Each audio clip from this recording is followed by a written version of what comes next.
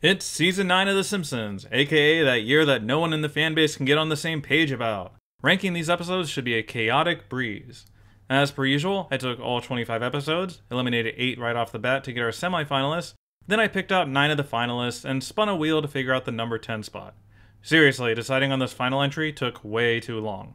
Here are my top 10 episodes from Season 9.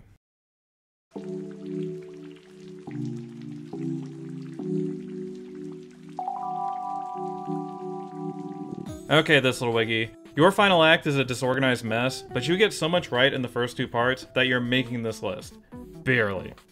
First of all, it's got the best opening set piece of Season 9. Everything about the Nalageum is wonderful. Lots of fun visual jokes, amusing character moments, and it organically introduces the major characters into the story. Establishes Bart, Ralph, Bully's dynamic, and then bring in Marge to kick things into motion.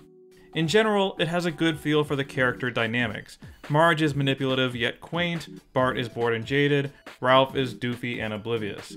We even get some good Chief Wiggum content here. It's heartwarming how excited he gets that Ralph made a friend. They make Ralph innocent and pitiable enough that by the time we reach this moment, I'm actually kind of invested in their friendship, or at least just wanting Bart to be nicer to the poor kid. I think if it had a stronger final act, one that reflected the established goals of the story, this little wiggy would be a classic. But as is, it's still a fun little novelty adventure with Ralph.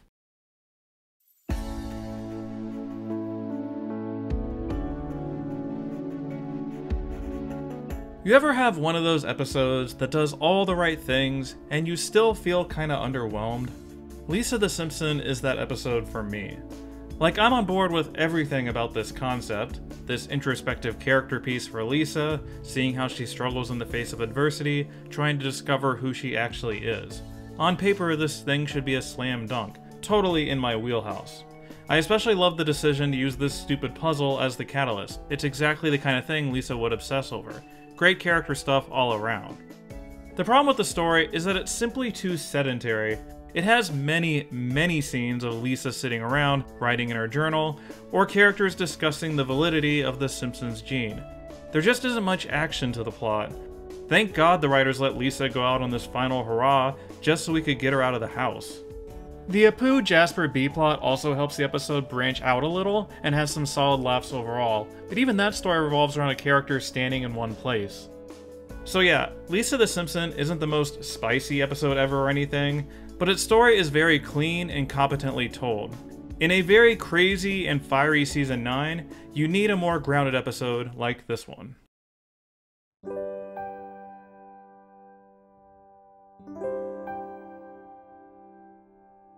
In the spirit of Christmas and the general suckitude of 2020, I'm gonna stop being such a Scrooge about this episode. I know I said that I hated it in the past, yet here it is in a top 10 countdown. I'm taking an L on that old video. The City of New York vs. Homer Simpson has so many iconic jokes in it, it absolutely deserves its due. The Betty Ford musical, the Kokolesh guy, this flashback sequence, even the setup works well. Barney's reaction to being the designated driver is such a unique and hilarious look for his character. Love that catatonic line reading and his eye twitching. And I'll never argue with the episode that introduced Duffman.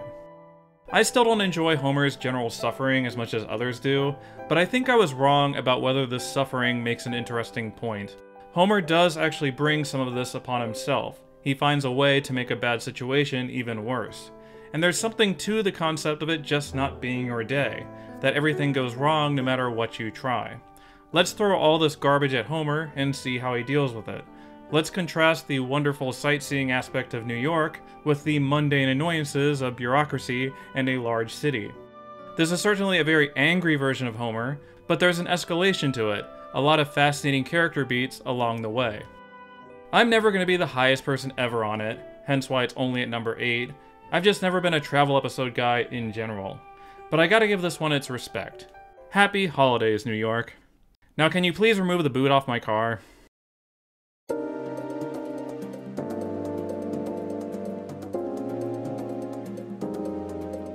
I think what I like most about Natural Born Kissers is how consistently awkward the whole thing is.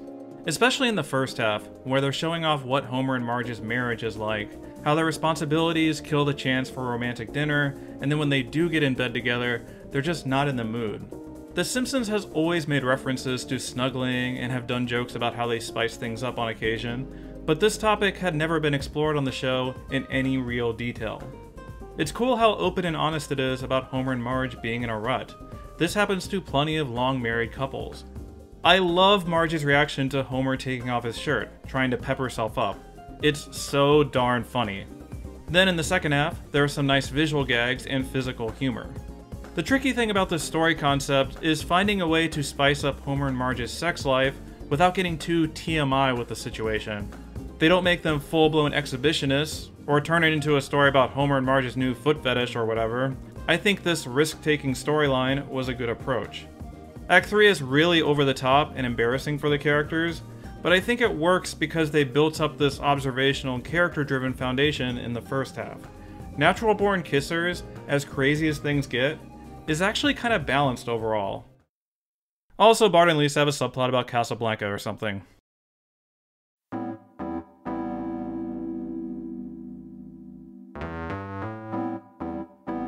Dumbbell Indemnity has no business being as good as it is.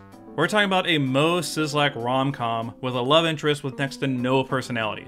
This should be completely forgettable. But somehow, everything comes together. Helen Hunt isn't given much material to work with, she's just sort of patient and forgiving of Mo's faults in the first half. But this is ridiculously smart casting. She brings a level-headed strength to Renee, that you know she has her limits. It makes her reaction to Mo's scheme all the more hilarious. As for Mo himself, he's such a dynamic lead for this kind of story. Pathetic enough that you can root for him, incompetent enough to laugh at, and scumbaggy enough to turn on. Everything about the insurance scheme is great, especially this hackneyed demonstration, and of course, this visual moment. But the story loses me with this hand-wringing over bailing out Homer. This whole guilt trip scenario is kind of boring and tropey, but it does lead to that joke about the corpses and an exciting showdown, so it's worth it. After doing Dumbbell Indemnity, I'm not surprised at all that the writers kept going back to Mo for more stories. It proved there was still some untapped potential here.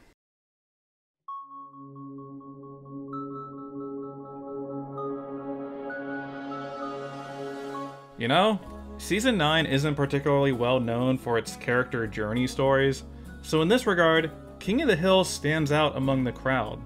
It's very well structured, how they use this opening picnic to give Homer this humiliating low, then how they use Marge to doubt his resolve.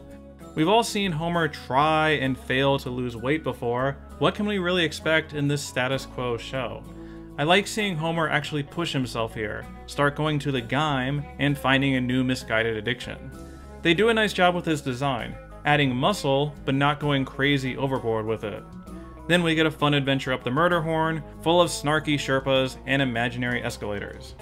There's plenty of memorable jokes too. Love the comedic timing of the spaghetti joke, and then the mountain reveal. The whole McAllister thing at the end is pretty darn wacky, the way he rides him like a sled. But maybe I'm a sucker for these wacky, wintry endings. And besides, the grandpa reveal is fantastic. They even managed to tie it in thematically with the Homer-Bart storyline. The reason this lands at number 5 instead of higher is because, frankly, these guys are extremely bland.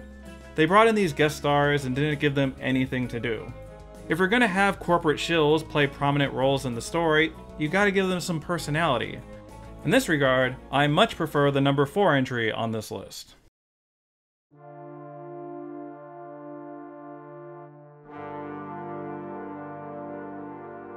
Alright, I'm putting my foot down on this one. Girly Edition is criminally underrated and needs more love. I mean, it's definitely not perfect or anything. The ending does get pretty crazy, and Bart is on the obnoxious side of his characterization.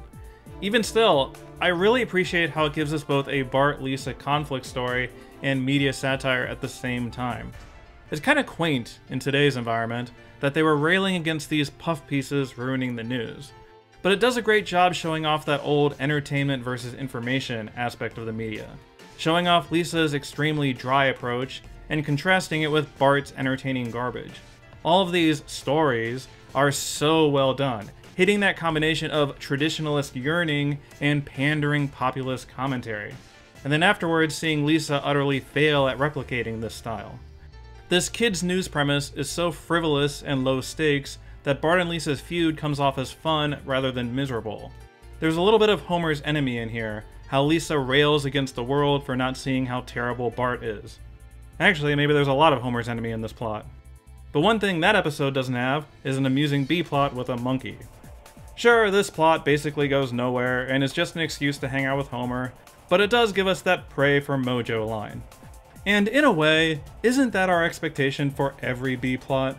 We yearn for the writers to provide an amusing sideshow, and then we complain when it comes off as frivolous? No, we can't blame a B-plot for simply doing its job. I'm the real Gems.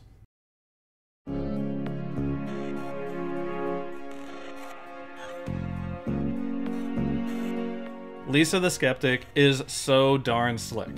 I absolutely adore the misdirection in this episode. That it's essentially a mystery plot masquerading as an issues plot. They set up all this mall stuff early on, even showing these two PR guys having a discussion, but then when the angel shows up, all that mall stuff, or foul play in general, is tossed out the window. The narrative immediately shifts to a strictly scientific approach, narrowing its theme to a science versus faith debate. It uses the Simpsons cast exceptionally well. Homer gets to bungle his way through a new money-making scheme, Lisa gets to fight for her beliefs, and the town devolves into an angry mob. They even fit in a relationship crisis, the extraordinarily rare Marge and Lisa feud. These two are always on the same page about everything. We're so used to other characters dumping on them. So seeing Lisa dump on Marge is weirdly upsetting. Somehow there's real emotional stakes to the episode, despite not spending that much time on it. I think the jokes could be stronger as a whole. It's really the only thing holding it back for me. Lots of solid gags throughout, but nothing that enters that pantheon of memorable Simpsons jokes. But that's okay.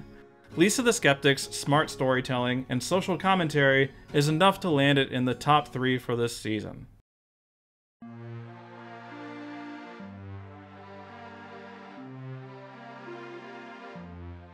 God, there's so much sugar in Lisa's sax that I feel like I'm eating a whole box of Crustios. I mean, for goodness sake, they went for a Baker Street montage at the end. That's crazy manipulative. But you know what? I don't care. We'll have one adorable Rugrats episode in this chaotic fireball of a season. This Bart storyline utterly destroys me, seeing how this excited expression turns into this, and then this. Just horrifying stuff. Homer's reaction is entirely correct. It's clever how they structure the narrative in context of this flashback. That it's billed as a Lisa story, but they open with Bart stuff. All Bart all the time. It gets at the sadder part of this character dynamic, how Lisa will often be ignored, and that they'll give up on Bart. Or at least Homer will. Neither of these stories are complicated, so they're able to juggle them and hand off the plot whenever needed. In general, it's easy to make fun of origin stories, how shows sometimes stretch for things to explain, but I'm genuinely interested in finding out how the Bart-Skinner dynamic started, how he connected with Milhouse, and how Lisa got her precious saxophone. Yeah, the heatwave stuff with the air conditioner sort of comes out of nowhere, but it succeeds in showing off Homer's love for his daughter. Not exactly revolutionary storytelling, but it works. I think Lisa's sax goes a bit too far on the cutesy and sugary side of things. They've definitely balanced their schmaltzy episodes better in the past, but I can't argue with this winning formula. The characters are well written, and it feels good. Sometimes that's all you need.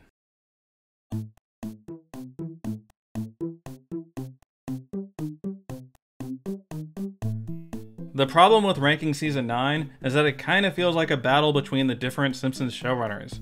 And in this case, David Merkin wins. Also he loses, but whatever.